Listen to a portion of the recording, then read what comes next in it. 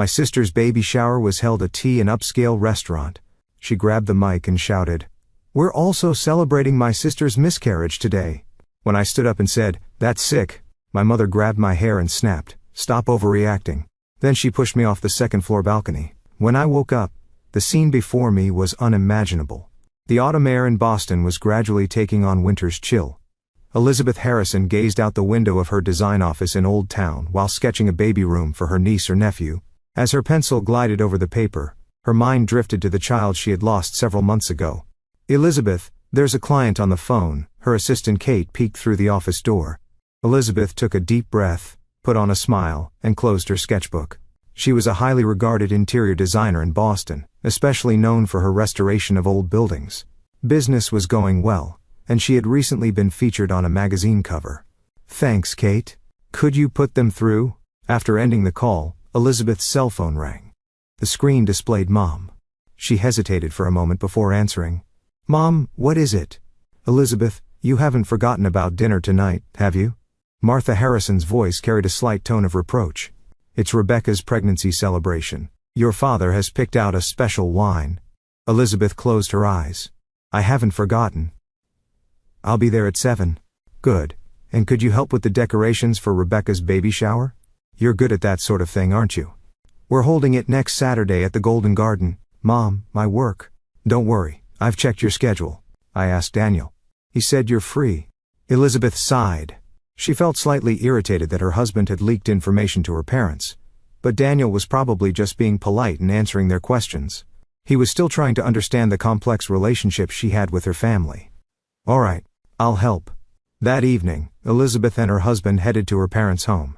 Daniel Harrison glanced at his wife while driving. "Are you okay? You don't have to push yourself today." Elizabeth smiled. "I'm fine. This is my family." Daniel nodded silently. He loved his wife and understood her complicated relationship with her family. However, he couldn't help feeling that her parents had been too cold since her miscarriage.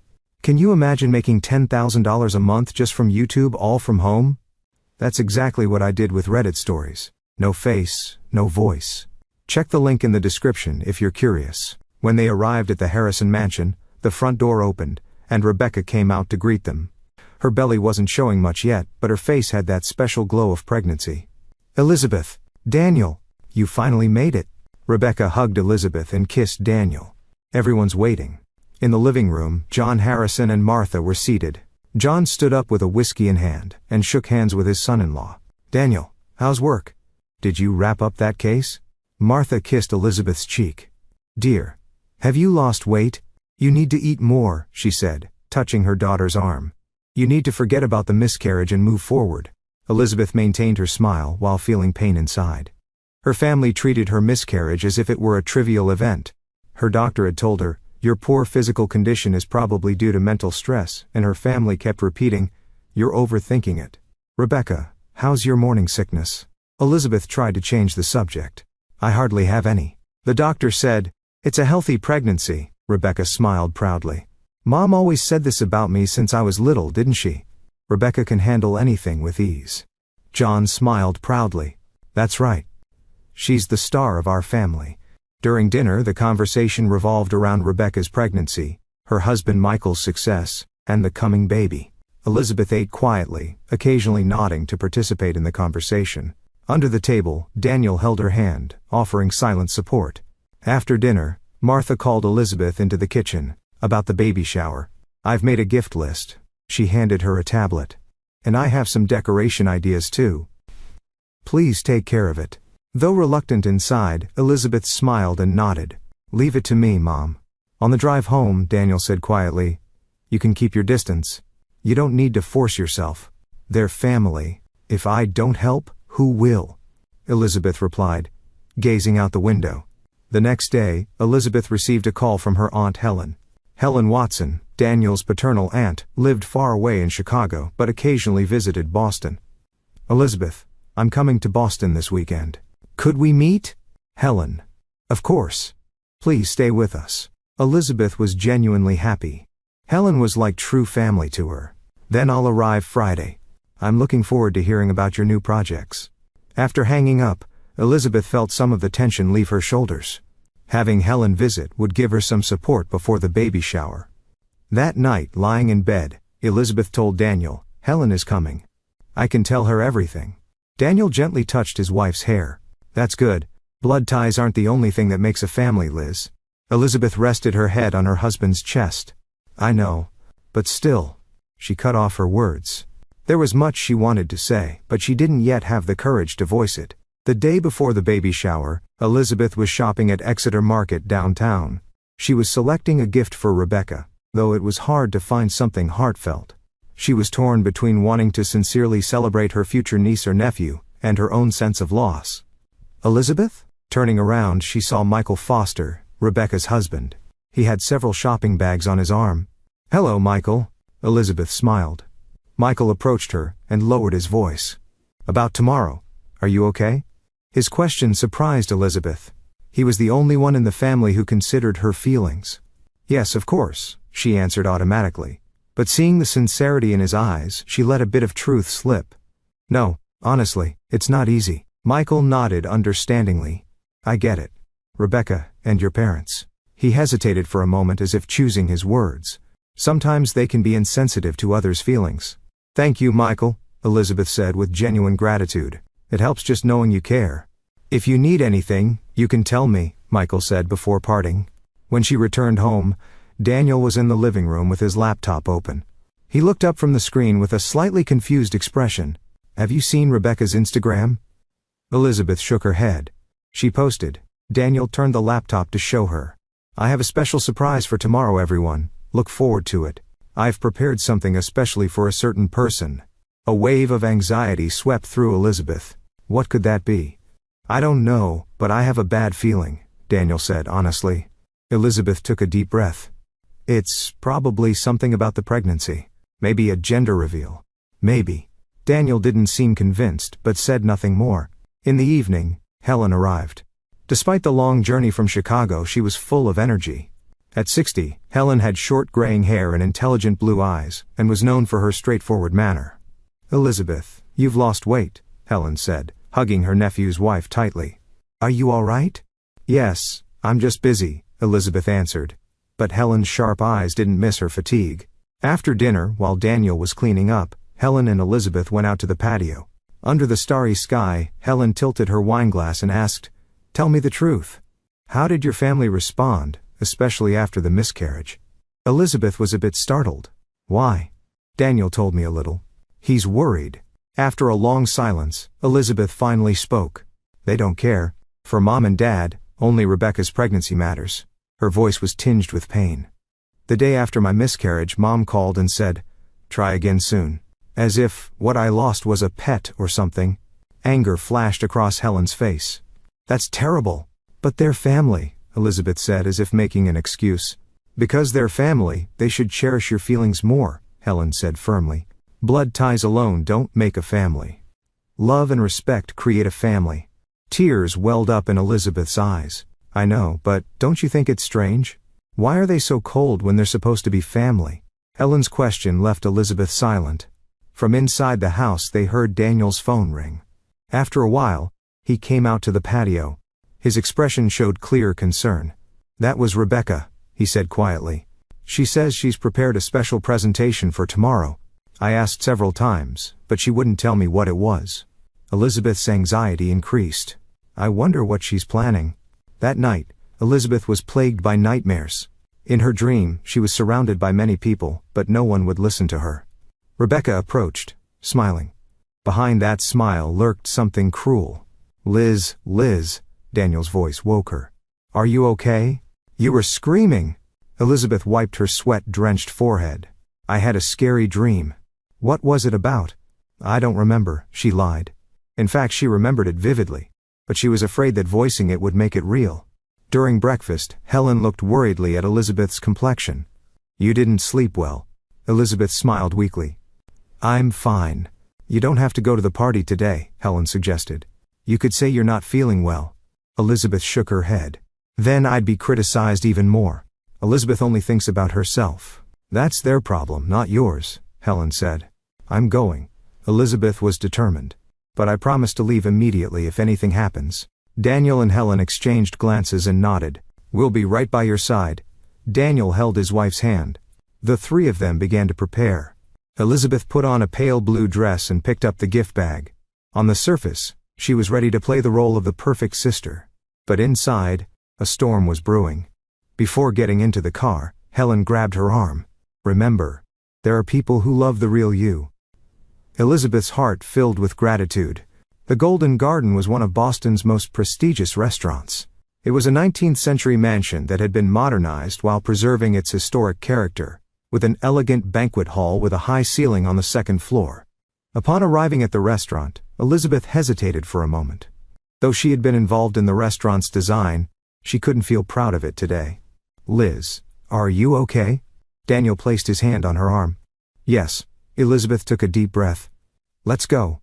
The second-floor banquet hall was decorated with pink and blue balloons. About 20 relatives and friends had already arrived, enjoying appetizers or surrounding the pregnant Rebecca in conversation. As Elizabeth, Daniel, and Helen entered, Martha hurried over. You finally made it. Martha's voice was sweet, but her eyes had a stinging light. Rebecca's been waiting. And Helen, it's been a while. Yes, Martha, Helen replied calmly. You look well. Martha turned away as if ignoring Helen and grabbed Elizabeth's arm. Come. Let's go greet Rebecca. Rebecca was in the center of the room. Her husband Michael stood beside her, his expression subtly tense. Rebecca, dressed in an elegant maternity dress, flashed an exaggerated smile when she saw Elizabeth. Big sister, you came. Rebecca hugged Elizabeth. The embrace felt stiff, somehow calculated. Congratulations, Rebecca, Elizabeth said gently. It's a lovely party. Oh, this is all thanks to you, Rebecca replied in a saccharine voice. The decorations are perfect, and this restaurant is wonderful. John Harrison approached his daughters. My beautiful daughters, he said. But his gaze was directed only at Rebecca. Elizabeth, the gift table is over there, he pointed. It's a special day, let's enjoy it. Elizabeth smiled and went to place her gift. Daniel and Helen kept an eye on her while beginning conversations with other guests. As time passed, Elizabeth began to relax slightly. Martha asked her to help with the food, and she moved back and forth between the kitchen and the hall. May I have your attention, please? A sudden silence fell, and Elizabeth emerged from the kitchen. Rebecca was holding a microphone, standing in the center of the room. It was time to open the gifts. First, I'd like to thank everyone for coming today, Rebecca said with a radiant smile. And I have a special announcement. The venue fell silent. Elizabeth noticed the tension that crossed Michael's face. Actually, today we have two celebrations, Rebecca continued. The first, of course, is our baby. And the second is, she paused for a moment and looked directly at Elizabeth. There was a cruel joy in her eyes. We're also celebrating my sister Elizabeth's miscarriage. She's finally given up.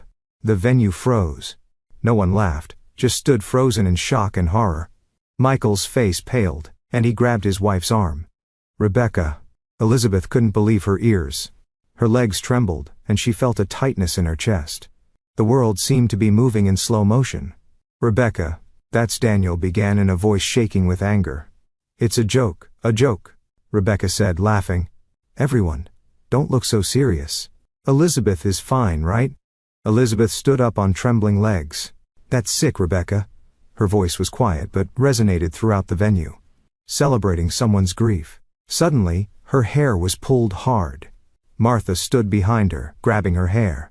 Don't overreact to something like this, Martha said in an angry voice. Can't you take a joke? You're always like this, ruining your sister's happy day. Martha! Helen rushed over. Let go of her. This has nothing to do with you, Martha shouted. John stood between his daughters. Elizabeth, you always overreact. Rebecca just made a slightly inappropriate joke. She didn't intentionally try to hurt you. Not intentional? Elizabeth said with tears in her eyes. She said she was celebrating the death of my baby. You're making too much of it, Martha snorted. It was just a miscarriage. You can have another one soon. Something broke inside Elizabeth. She tried to escape from Martha's grasp, but Martha pulled her hair even harder. The two struggled, and, without realizing it, moved closer to the banister of the mezzanine. Let go, Elizabeth cried. You should apologize to your sister. Martha raised her voice. In the confusion, Daniel and Helen tried to rush to Elizabeth's aid. Michael was also trying to get between the two women. In the next moment, it was clear to everyone watching. Martha pushed Elizabeth hard toward the banister. Elizabeth lost her balance and fell over the railing into the open space. "Elizabeth!" Daniel's scream echoed. He reached out for her, but his fingertips barely missed. As Elizabeth fell, she saw the surprised and fearful faces of Rebecca and her parents. They seemed to understand the consequences of their actions only now. During the fall, a strange peace came over Elizabeth. The thought this might be the end crossed her mind.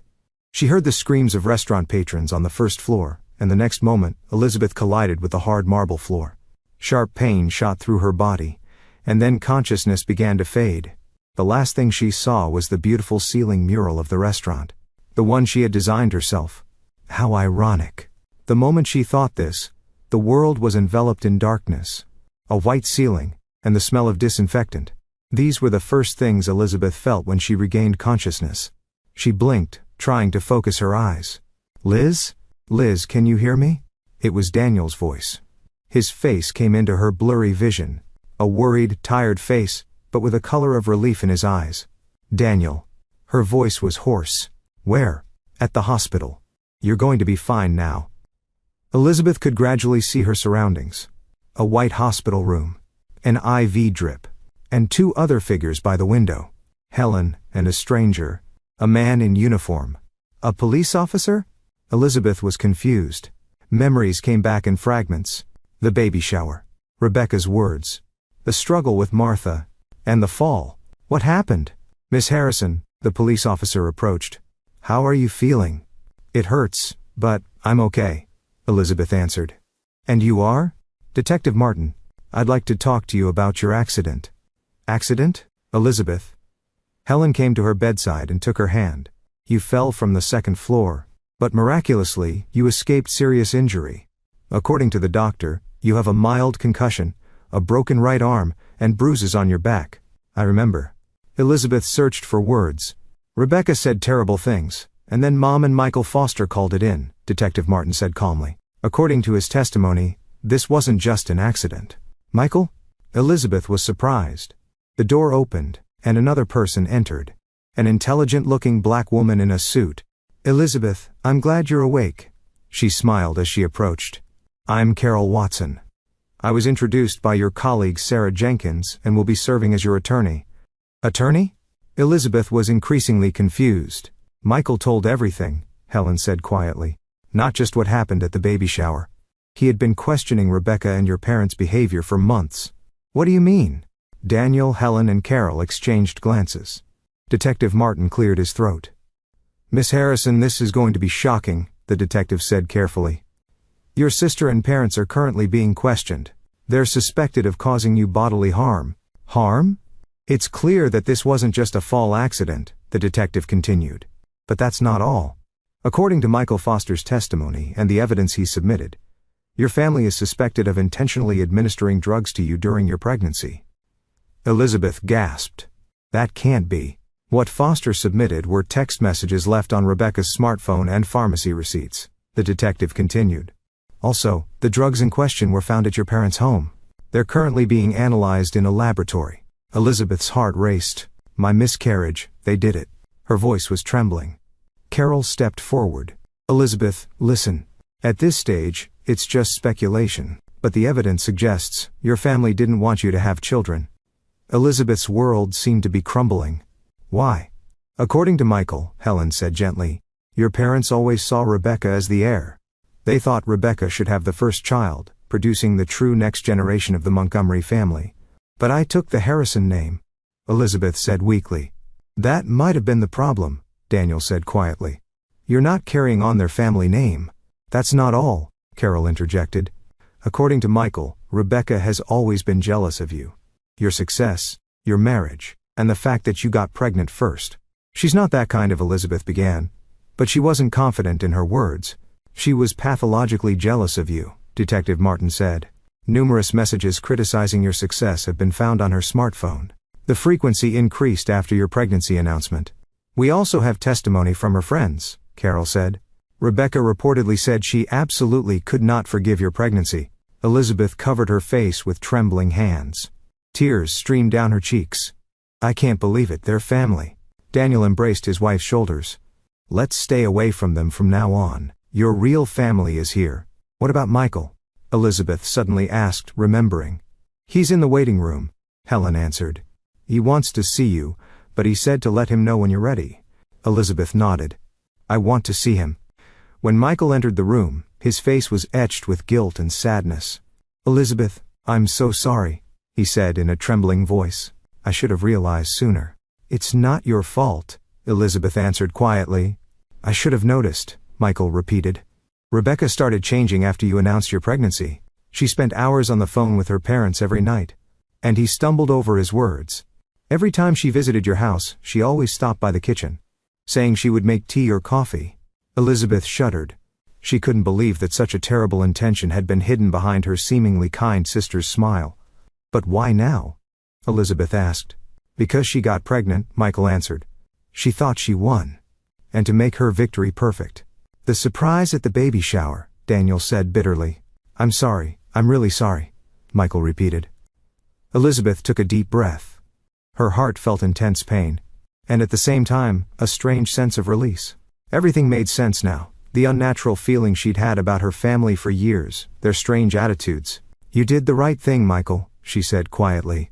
You acted like real family. A heavy silence filled the room. Elizabeth lay in bed, thinking about her life ahead. Around her were people who truly loved her and wished for her happiness.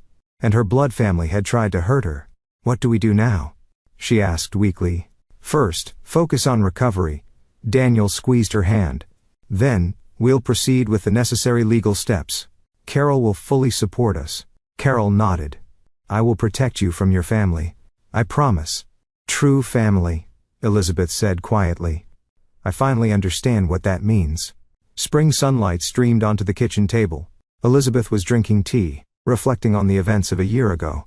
Since being discharged from the hospital, she had been spending more time with Daniel's family.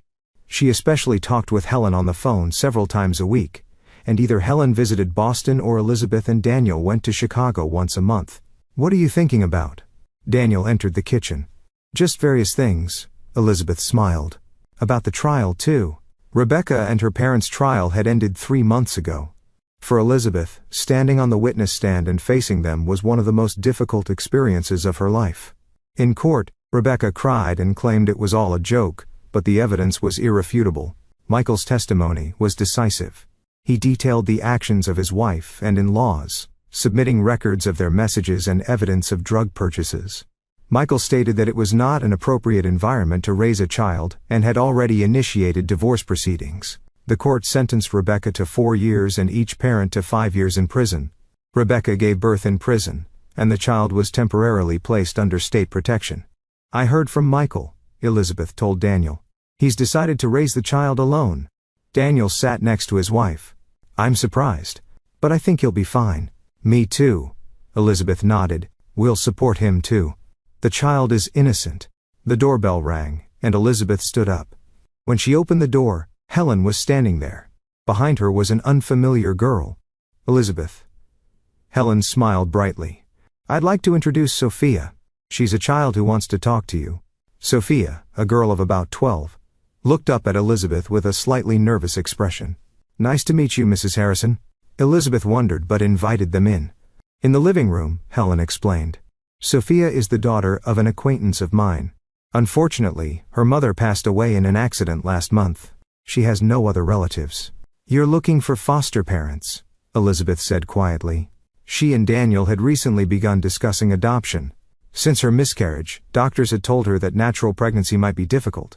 But that wasn't a reason for them to give up on having a family. I heard from Helen, Sophia said, gathering her courage, that you're kind people. And she continued hesitantly, family doesn't have to be blood-related, right? Tears welled up in Elizabeth's eyes. She took Sophia's hand. That's right. True family is connected by love and respect. That night, Elizabeth and Daniel lay in bed, discussing the day's events. What do you think about Sophia? Daniel asked. She's a lovely child, Elizabeth answered. Of course, this is a big decision, but let's take our time to think about it. Daniel held his wife's hand. But I'm thinking positively. Elizabeth nodded. Looking up at the starry sky visible through the window, she reflected. A year ago, She had been betrayed by her blood family. But now she was surrounded by a real family bound by new ties. Rebecca and her parents would move to another state after their release. They seemed to continue blaming Elizabeth, but they would no longer be involved in her life. "True family," Elizabeth whispered. "I'm sure we can become a wonderful family." Daniel embraced his wife. Outside, the spring breeze gently stirred the trees, heralding a new beginning.